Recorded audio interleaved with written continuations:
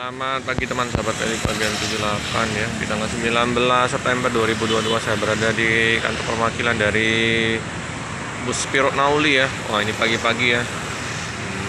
Jam setengah 7 saya udah merapat ke loket-loket ini teman-teman ya. Kondisi di Palembang mendung ya teman-teman. Nah, ini yang baru tiba ya, 224 ya. Dengan bedak Sumateranya yang sangat tebal karena musim penghujan ya teman-teman ya. Wah, mantap ini liverynya teman-teman, ganteng habis ini Spiro Nauli yang 224. Tambah keren aja nih bus, udah nggak kelihatan lagi ya tulisan Spiro nya tuh di tulisannya itu kan ada Spiro Nauli ya. Ditempel dengan bedak Sumatera yang sangat tebal. Masih penghujan ya teman-teman, platnya aja nggak kelihatan lagi. Tebal sekali teman-teman. Nah, loket PMTO masih tutup karena masih pagi ya teman-teman ya.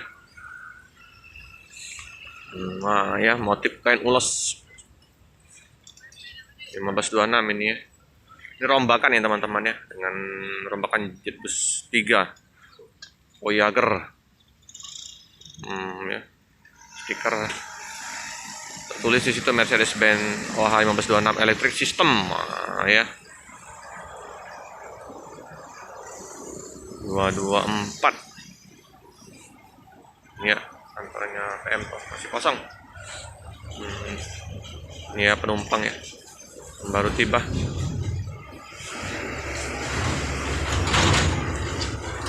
Oke, platnya BB7644 LH Jetbus 2 ya, yang akan berangkat pada hari ini di jam 8 malam. Nopin 448 ya teman-teman. Jadi yang ini yang berangkat Jambi Sibolga di loket ya. Ini penumpang-penumpang baru tiba, istirahat di loket ya teman-teman ya. Nanti akan dicuci, dibersihkan, dimandiin biar kinclong kayak yang 448 ya teman-teman ya. Ini kan udah bersih, udah mandi ya.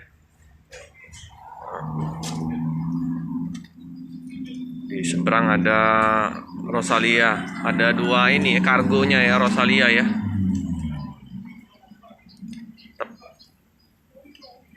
Di pagi hari masih longgar ya, lintas timur ya. Belum nampak juga bus Padang.